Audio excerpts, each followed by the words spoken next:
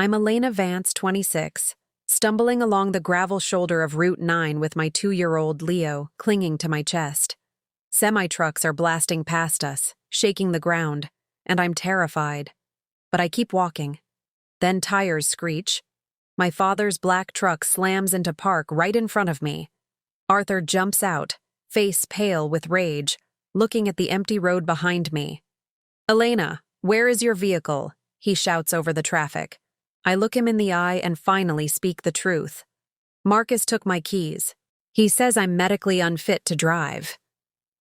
The silence inside my father's truck was heavy, a stark contrast to the roar of the highway we just left. The air conditioning blasted against my face, drying the sweat, but doing nothing for the cold knot in my stomach. Leo had fallen asleep instantly in the car seat, lulled by the vibration of the engine. I looked at his small, peaceful face and felt my hands start to shake. The adrenaline was fading, leaving behind only shame. "How long?" my father asked. He didn't look at me. His eyes were fixed on the road, his hands gripping the steering wheel so hard his knuckles were white. He wasn't asking as a dad. He was asking as a police chief interviewing a witness. 6 months, I whispered, since Leo turned 18 months old. He took a sharp breath. "Why didn't you tell me?" "Because it didn't look like abuse. Dad, that's the trick. It didn't start with a lock on the door or a raised fist. It started with a casserole. It started with Beatrice showing up with dinner and saying, 'You look exhausted, Elena. Let me take the night shift.' And I was exhausted, so I let her. Then it was Marcus saying, 'Babe, why stress about the bills? I'm an accountant. Let me handle the finances so you can focus on Leo.' And I was stressed, so I thanked him." I looked out the window at the passing trees, watching the world blur. I needed him to understand the mechanics of the trap. It's the boiling frog. Dad, you know the story. If you drop a frog in boiling water, it jumps out. But if you put it in cool water and turn the heat up slowly, it cooks to death before it realizes it's dying. That was my life. The heat went up 1 degree at a time. First, Beatrice moved into the guest house to help. Then, she was in my kitchen every morning, criticizing the nutritional value of the oatmeal I made. Then, she was checking my grocery receipts, circling items she thought were wasteful. When I complained, Marcus told me I was being ungrateful. He said I had postpartum anxiety. My father's jaw tightened. "Did a doctor say that?" "Oh, Marcus did. Every time I questioned why he moved our savings into a new account I couldn't access, he said I was being paranoid. Every time I asked why Beatrice had a key to our bedroom, he said I was being difficult. They made me feel like my brain was broken. Last week I tried to drive to the park and my keys were gone. Marcus said he took them for my own safety because I've been so scattered lately. He said he was protecting me." I looked down at my hands. They were raw from gripping the carrier straps. They checked my phone. "Dad, every night, Marcus said he was just making sure I wasn't doom-scrolling, that it was bad for my mental health. But he was reading my texts. He was tracking my location. I stopped calling you because I didn't want you to worry, and I didn't want them to know I was cracking. I thought if I just behaved better, if I was just calmer, they would give me my life back." My father pulled the truck onto the shoulder of the road and put it in park. He turned to me, and the look in his eyes wasn't anger at me. It was the cold, lethal focus of a man who had hunted predators for 30 years. "That is not help, Elena," he said, his voice low and terrifyingly steady. "That is a siege. They isolated you. They disarmed you. And then they took you hostage. We're going back." Panic flared in my chest. "No, Dad, please, I can't." "We aren't going back to talk," he said, shifting the truck back into gear. "We are going back to get your things. You are leaving that house today, and you are never walking on the side of a highway again." The tires crunched on the pristine gravel driveway. My father's truck looked out of place among the imported sedans and meticulously trimmed hedges. The estate was silent, a fortress of beige stucco and wrought iron. Arthur killed the engine, but neither of us moved. Through the windshield, I saw them. Marcus and Beatrice were on the patio.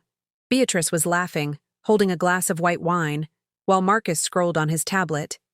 They looked like a picture from a magazine. They looked like people who hadn't just forced a mother and child to walk miles on a highway shoulder. "Stay here," my father said. I ignored him. I unbuckled Leo's car seat, my fingers fumbling with the straps, and pulled him into my arms. I wasn't staying behind. I walked up the driveway behind my father, matching his stride. Beatrice spotted us first. Her smile didn't drop. It just froze. "Oh, look who's back," she called out, her voice bright and brittle. And she brought reinforcements. "Arthur, you're just in time for a glass of Chardonnay." My father walked up the stone steps, his boots heavy on the slate. He didn't look at the wine. He looked at Marcus. "Where are her keys?" he asked. His voice was the same low rumble he used on suspects, the one that made people stop breathing. Marcus stood up, smoothing his polo shirt. "Arthur, let's not be dramatic. We were worried about her. She's been unstable. We took the keys for her own safety.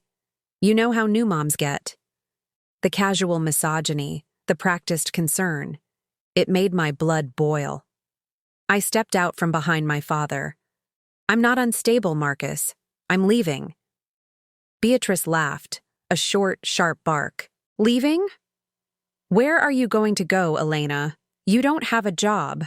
You don't have a car. You barely have a brain cell left that isn't focused on diapers. We are protecting you. We are keeping this family together because you are clearly incapable of doing it yourself." My father stepped between us. He didn't shout. He didn't posture. He just looked at Beatrice with a cold, flat stare. "You aren't protecting her. You are holding her hostage. Give her the keys." "No." Marcus crossed his arms, trying to match my father's height, but failing miserably. "Or what, Arthur? You going to arrest me? It's my car. It's my house. I make the rules. She wants to leave? She can walk. But she's not taking my son." The air in the yard changed. The birds seemed to stop singing. My father took one step closer to Marcus. "You want to talk about rules? Fine. Let's talk about the law. You are withholding her personal property. You are restricting her movement. And if you try to stop her from leaving with her child, that is unlawful imprisonment." Beatrice scoffed. "Oh, please. She's hysterical. She needs rest." "She needs her passport," my father said, turning to me. "Go inside. Get your documents. Get the baby's things. I'll handle them." I ran past Marcus, dodging his outstretched hand. I heard Beatrice shouting something about trespassing, about calling the police, but my father's voice cut through it all. "Go ahead, Beatrice, call them. I'd love to explain the situation to my former colleagues." I raced up the stairs, my heart pounding against my ribs. The house felt different now. Cold, alien. It wasn't my home. It was a crime scene. I tore open the closet door, my hands moving with a frantic, clumsy speed. I didn't fold anything. I shoved clothes into the duffel bag, Leo's onesies, my jeans, anything I could grab. My breath hitched in my throat, a jagged rhythm of panic. My father stood in the doorway, his back to me, watching the hall.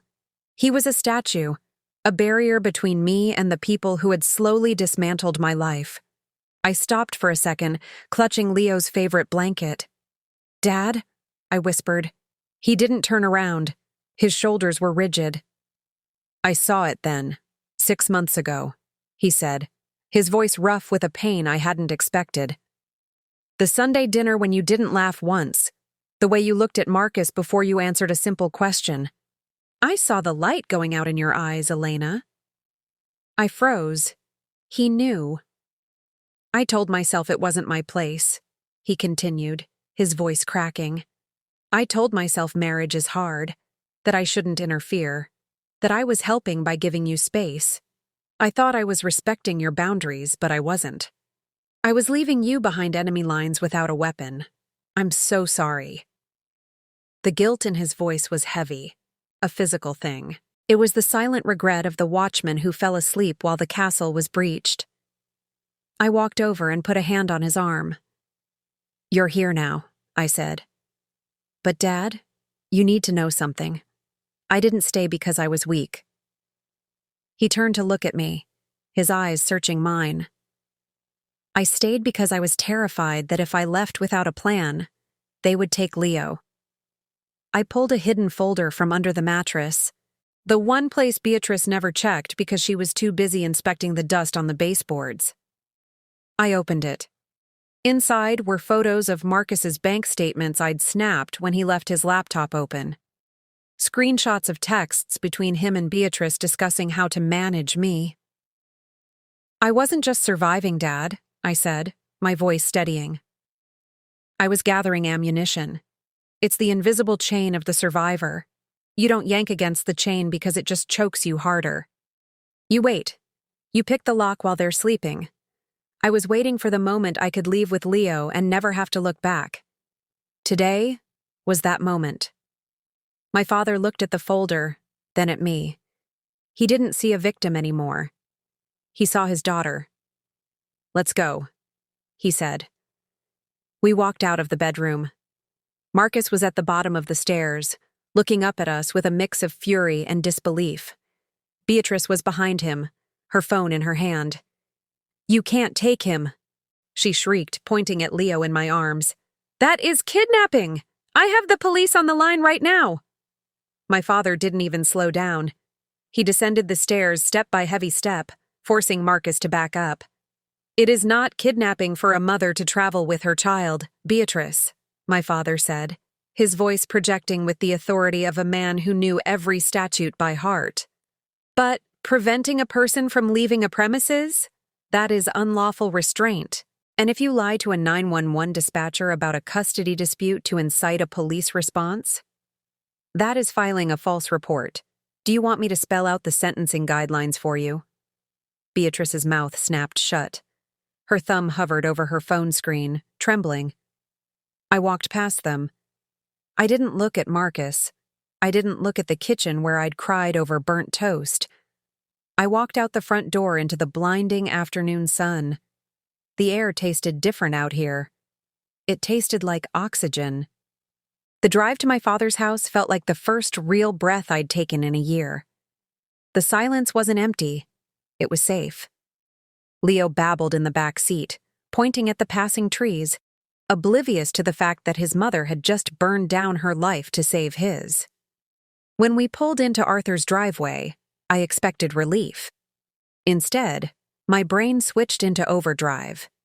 The adrenaline crash was brutal, leaving me shaky and nauseous. "We need to check everything," I said, dumping the duffel bag on Dad's kitchen table. My father was already on the phone with his lawyer, but he nodded at me. "Check what?" "The money, the documents, everything."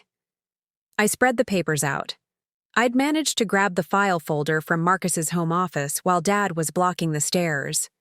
My hands trembled as I opened it. Bank statements, loan agreements, title documents. It took 10 minutes to realize the extent of the damage. Dad hung up the phone and walked over. "What did you find?" I stared at the paper in my hand, the numbers blurring. "My car," I whispered. "The SUV you bought me when Leo was born. Yeah, it's gone. Marcus sold it 3 weeks ago to a dealership in the next county. The bill of sale was right there, dated the day after he took my keys. $12,000. My father's face went stoic, a mask of controlled rage. He sold a gift given to his wife. He didn't just sell it. "Dad, look at this." I pushed a bank transfer receipt toward him. He used the money to pay off a credit card, but the card isn't in his name. It's in Beatrice's. Dad picked up the paper. Beatrice's gambling debt or a failed business venture. Does it matter? They stole my car to pay her bills. But that wasn't the worst of it. I dug deeper into the file, my heart pounding a frantic rhythm against my ribs. There was a loan document from a private lender. $40,000. The borrower listed was Elena Vance. "I didn't sign this," I said, my voice rising in panic. "Dad, look at the signature. It looks like Marcus trying to write like you." "Like you," Dad finished. I felt the room spin. He took out a $40,000 loan in my name, and the educational trust fund, the $56,000 my grandmother left me. I logged into the banking app on my phone, my fingers slipping on the screen. Incorrect password. I tried again. Locked out. I called the automated number, punching in my social security number. "The balance of your account ending in 4492 is $0. I dropped the phone. They had taken everything. The car, the trust fund, my credit. It wasn't control anymore. It was a deliberate attempt to bankrupt me, to trap me with no way out. My father studied the documents, the forged loan, the car sale, the transfers. His expression hardened. "This isn't a marriage issue," he said. "This is felony fraud." When Marcus and Beatrice showed up at Dad's house later, shouting and threatening custody, I opened the door calmly and handed him the envelope. Inside was the proof. Loan documents, bank records, the forged signature. His confidence collapsed as he read. "You stole $56,000, I said. "That's not a marriage, that's a crime." I gave them a choice. Return the money by morning or the file goes to the district attorney. They left in panic, exposed and powerless. 3 months later, I locked the door of my own apartment. Small, quiet, chosen by me. My bank balance was modest, but it was mine. Marcus was facing charges. I was rebuilding my life. I wasn't grateful for the cage anymore. Would you like me to create an image of Elena and Arthur standing strong outside the courthouse?